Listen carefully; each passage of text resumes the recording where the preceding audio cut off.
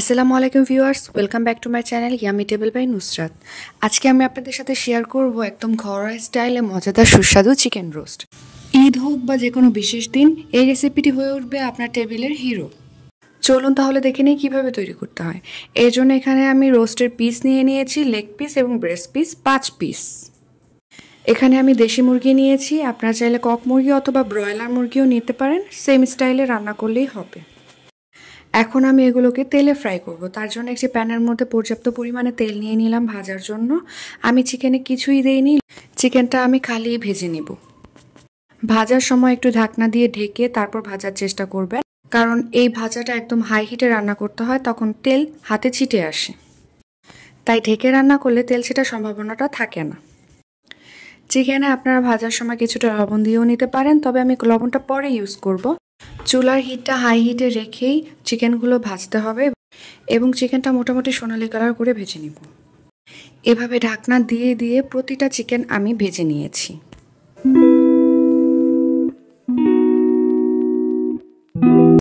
এখন ভেজে রাখা সেই সেম তেলের মধ্যেই আমি আস্ত গরম মশলা দিলাম, 4-5টা দারচিনি, 4টা এলাচ, 1টা তেজপাতা এবং 3-4টে লবঙ্গ।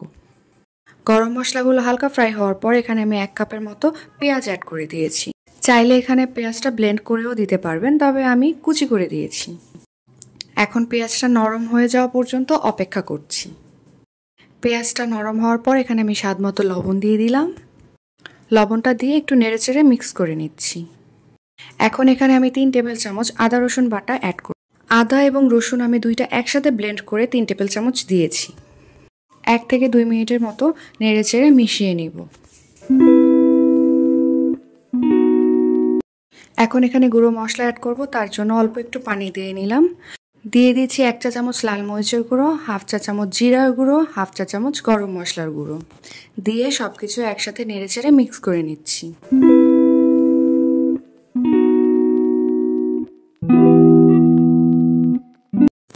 এখন এখানে আমি 2 টেবিল চামচ কাজু বাদাম পেস্ট অ্যাড করে দিব। বাদামটা আমি সারা রাত ভিজিয়ে রেখে তারপর ব্লেন্ড করে নিয়েছি, এতে করে বাদামটা খুব সুন্দর পেস্ট হয়েছে। হাতে সময় থাকলে আগে থেকে 2 ঘন্টা ভিজিয়ে রাখবেন। নেড়েচেড়ে মিক্স করার পর এখানে আমি টক দই অ্যাড করে দিব 1/2 কাপের মতো। আবারও নেড়েচেড়ে সবকিছু ভালোভাবে মিশিয়ে নিচ্ছি।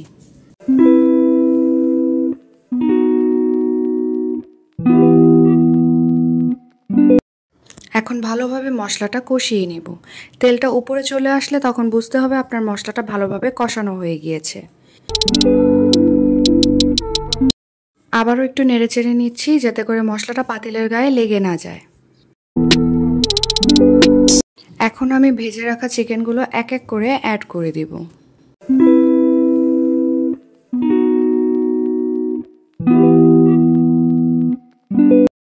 চিকেনের সাথে মশলাটা নেড়েচেড়ে একটু মিশিয়ে নিচ্ছি।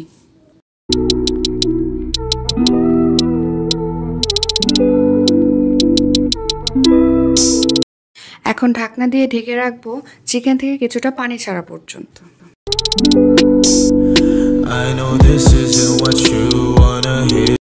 দেখুন চিকেন থেকে কিছুটা পানি বের হয়েছে।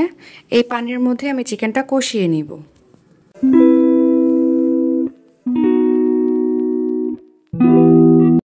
চিকেনটা কষানোর পর এখানে আমি 1 কাপ দুধ অ্যাড করে দিব। এখন ঢাকনা দিয়ে ঢেকে আমি চিকেনটা সেদ্ধ করে নিব 10 থেকে 15 মিনিট।